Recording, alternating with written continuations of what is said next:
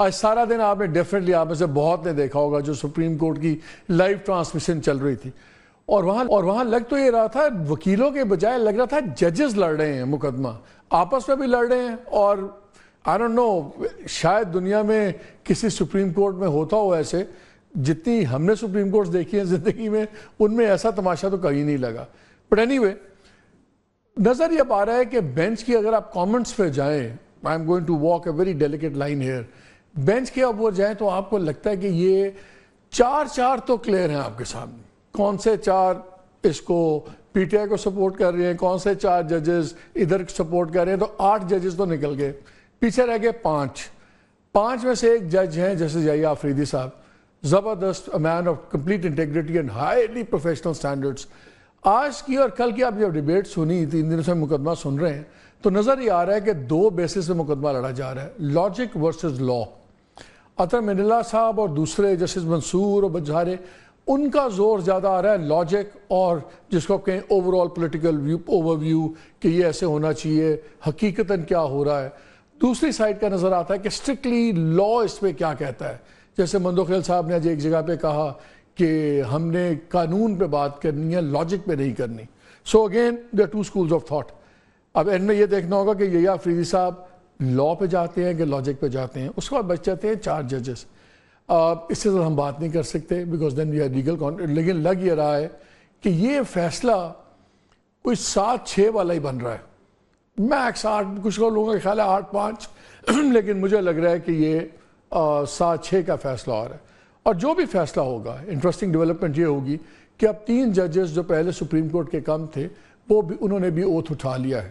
سو 13 ممبر bench یہ ہے، کیونکہ جسٹس ہلالی صاحبہ بیکاز آف ہارٹ ایلمنٹ انہوں نے اس بینچ پہ نہیں بیٹھی تھی، تو ورنہ یہ 14 لوگوں کا بینچ ہوتا. اب 17 کی تعداد پوری ہو گئی ہے، تو اگر کسی کا بھی فیصلہ ہوتا ہے دس وے اور دیٹ وے تو پھر وہ چلا جائے گا ریویو میں. جب جائے گا تو پھر 17 کے 17 ججز بیٹھے ہوں گے. تو اس لیے گورنمنٹ والوں سے آپ بات کریں آف دا ریکارڈ تو آپ کو کہتے ہیں اگر 19-20 ہو بھی گئی تو چلیں اس وقت ہمارا بینچ زیادہ ہمیں لگتا ہے فیوریبل ہوگا. سو لیٹس سی یہ بات اب کہاں جاتی ہے. دوسری طرف یہ جو آپریشن کا چل رہا ہے استحکام کا، اس پہ بہت زیادہ کنٹروورسی ہوگی اور آج پرائم منسٹر کو بھی کلیئر کرنا پڑا. یہ تو 2 بڑے چیزیں چل رہے ہیں. ساتھ ہی یہ ہفتہ بڑا امپورٹنٹ ہے. ایک تو یہی کیس، اس کا بھی متوقع ہے کہ فیصلہ بھی شارٹ آرڈر آ جانا چاہیے. اب تو خیر تھرسڈے کو چلا گیا کیس، تو شاید فیصلہ اگلے ہفتے پہ چلا جائے، لیکن 27 کی ڈیڈ لائن اناؤنس کر دی ہوئی ہے کورٹ نے عدت کیس میں عمران خان صاحب کی. اور اگر جو اس وقت ہم بات کر رہے ہیں، جتنے ہم لیگل کیسز دیکھ رہے ہیں، اس وقت یہ واحد کیس ہے جس کے فیصلے کی بنا پر وہ اندر ہے. اب بٹوین ناؤ اینڈ 27 تک اگر درمیان میں جو ایکسپیکٹڈ ریفرنس ہے توشہ خانہ 2 اگر وہ نہ آیا، کوئی 4 کیسز اور رجسٹر نہ ہوئے، تو پھر ٹیکنیکلی لیگلی وہ آزاد ہوں گے. اس دن بیل ہوگی. ظاہر اگر فیصلہ آئے گا، ابھی تو آپ کو پتہ ہے وہ یہاں روپکار اور دوسری چیزیں تو نہیں آنے دی جاتی، تو پھر منڈے تک تو معاملہ لٹکائیں گے. تو کیا عمران خان کو باہر آنے دیا جائے گا؟ بیکاز ابھی تک اگر یہ تھوڑا بہت نظام یہ گورنمنٹ چلا سکی ہے، بیکاز عمران اندر ہیں، انکمیونیکاڈو ہیں، پارٹیز آن دا رن، باہر آتے ہیں تو ایک دم پولیٹیکل سینیریو چینج ہوتا ہے. لیکن عمران خان کو اندر رہنے کے لیے بڑا ضروری ہے کہ اسٹیبلشمنٹ اور جوڈیشری کا کانفلکٹ جو چل رہا ہے وہ کم ہو. میری اطلاعات ہیں وہ اور تیز ہو رہا ہے اور آنے والے دنوں میں اور تیز ہوگا. تو یہ بڑی ایک ایوالونگ سچویشن ہے. باقی چیزیں چھوڑ دیں کہ آپ کا ہمارا کیا ہو رہا ہے، بجلی کا کیا ہو رہا ہے، بجٹ کا کیا ہو رہا ہے. یہ جو پولیٹیکل چیزیں ہیں، یہ پاور پالیٹکس اس وقت ڈومینیٹ کر رہی ہے. کیا ہوگا آنے والے دنوں میں اس پہ ذرا بات کریں گے. ہمیں جوائن کیا ہوا ہے سینیٹر فیصل وافدہ صاحب، شکریہ. ہمیں مظہر عباس has joined us from Karachi, شکریہ مظہر. اور مہر بخاری انہوں نے بھی ہمیں جوائن کیا. تمام دوستوں کا بہت شکریہ.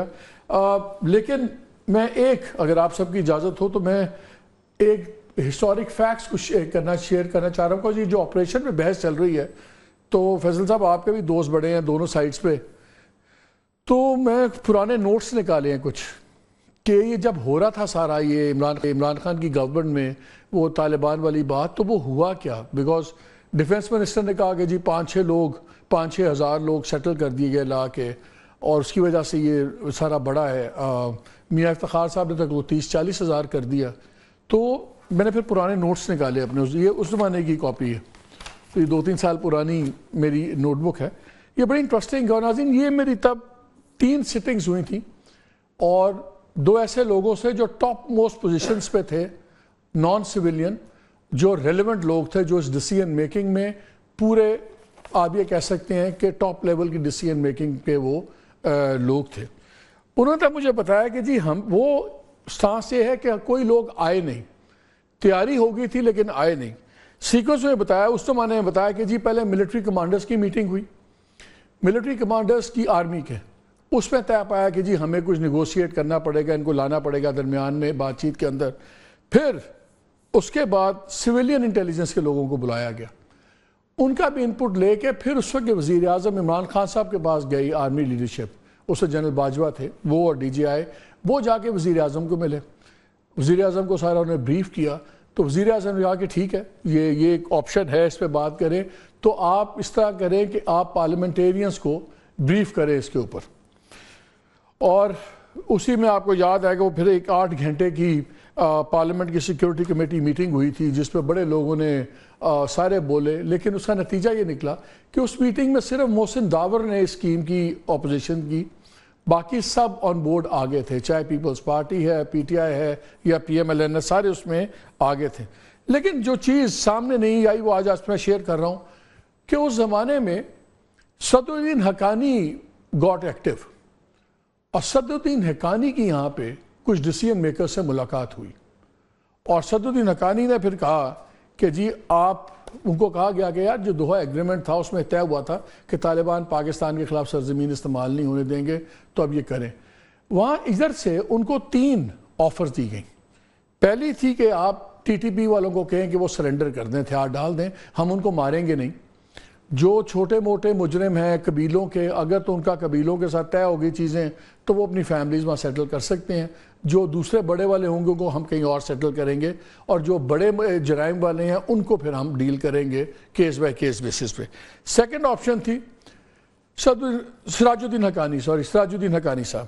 پھر سیکنڈ ان کا آپشن تھا کہ جی ان کو کابل سے آپ ان کی فیملیز کو دور لے جائیں اور ادھر ری سیٹل کر دیں, اور ان کا جو خرچہ ہے وہ پاکستان کی حکومت دے گی گھر بنانے کی. وہ تقریباً اس وقت کوئی 10-15 بلین ارب روپے کی بات ہو رہی تھی. اور تیسرا یہ تھا کہ اگر آپ یہ دونوں نہیں کرنے تو پھر آپ ان کو سپورٹ نہ کریں, ہم ان سے خود ڈیل کر لیں گے. اس پہ سراج الدین حقانی صاحب نے کہا کہ نہیں جی میں ٹروس کرواتا ہوں, میں ساری بات چلاتا ہوں, یہ سب کچھ. لیکن ہوا یہ کہ پھر ایک فریم ورک ایگری ہو گیا, لیکن باقی چیزیں ہو نہیں سکیں. عمران خان صاحب کی گورنمنٹ گر گئی, پھر ساری چیزیں دین دا ریسٹ از ہسٹری, اور یہ سارا کچھ ہوا. اور بقول ان لوگوں کے اس وقت, اور پھر اب اس پروگرام سے پہلے میں نے اس وقت کے ان لوگوں سے دوبارہ بات کی, اور میں نے کہا کہ جی کیٹیگوریکلی مجھے بتایا جائے کہ کیا ہوا ہے. اب یہ لوگ جو کہہ رہے ہیں 8,000 آگے 5,000 کا, جی ہمارے پاس پورے ایسٹیمیٹس تھے کہ 5,000 فائٹر ہیں اور 30-32,000 ان کی فیملی کے لوگ ہیں. تو یہ جو لوگ کہتے ہیں 40,000 آگے, اور اگر یہاں آ کے سیٹل ہوئے ہیں تو کسی کو تو پتہ ہوگا کہ یہ 2 خاندان اس گاؤں میں رہے ہیں, یہ ڈی آئی خان میں رہے ہیں, یہ فلنجا رہے ہیں, تو وہ سامنے بتا دیں. آپ نے کیوں نہیں سنا آج تک؟ اب یہ اچھا, جب یہ سارا کچھ چل رہا تھا تو آپ کو یاد ہوگا ایک واقعہ ہوا تھا سوات میں, انہوں نے ایک ڈی ایس پی اٹھا لیا تھا, ساتھ ایک اے ایس پی اٹھا لیا, اور اس طرح ایک اسسٹنٹ کمشنر ٹائپ کسی کو پکڑ لیا تھا. یہ 2 تشکیلیں تھیں جو آگے سوات کے پہاڑوں پہ بیٹھ گئی تھیں.